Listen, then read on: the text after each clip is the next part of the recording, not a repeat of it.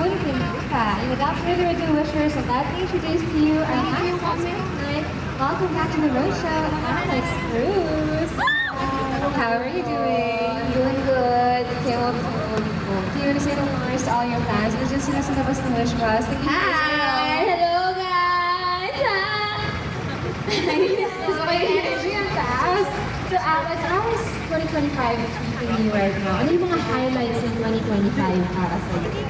I feel like in 2025 was the perfect mix of me losing my mind and me having the time of my life. Oh, I like Siguro that. dahil totoo nga yung sinasabi na I don't want talaga yung life pag-18, ganyan.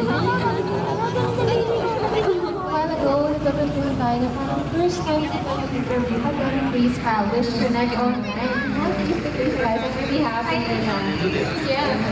let's talk about your collaboration with Zay and A2Z. Can you tell us more about it? Ano yung mga memorable moments while recording it, while recording it?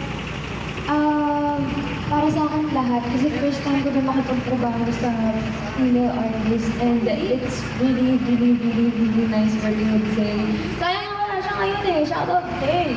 Where you at, Zay? Oo nga, nasa sala ng ka. Matagal na po talaga namin gusto mag-collab, like before pandemic, we've been friends, we've been mutuals, and kami yung nagkakaayaan lagi na, uy tara collab. Pero hindi po siya natutuloy. Buti na lang, nagkataon po last year ba yun? Ay, this year natuloy na siya finally. And ayun, shoutout sa iyo, Zay, Island Woman Rise, ano na yan. Tungkol saan ba ang A2Z? Pag pinakinggan mo po yung A to Z, siguro mo, iisip mo, it's a bouncy song, it's a fun song. Yeah. Pero para sa amin, it's more than that. Parang, sina-showcase niya yung confidence namin parehas and yung ina-uplift namin yung isa't isa. So, yeah, Women empowerment. Exactly. And buti na tuloy na yung collaboration nyo because congratulations on your Wish Music Awards nomination. You are nominated for Responsive Hip Hop Performance of the Year for A2Z. What was your reaction to that? And before that, here's your flag of nomination.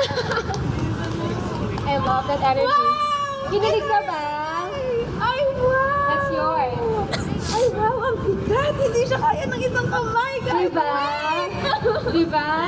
Wow! Kinilig ka ba? Kinilig ka ba dyan? Medyo nandigas ako. What was your first reaction when you found out na nominated kayo ni Zay for A2Z Siyempre, song? sobrang overwhelmed ako and I'm so grateful na binigyan kami ng opportunity to be a part of this big thing and maraming salamat sa Wish for having us all the time. Thank you so Always much. welcome here naman.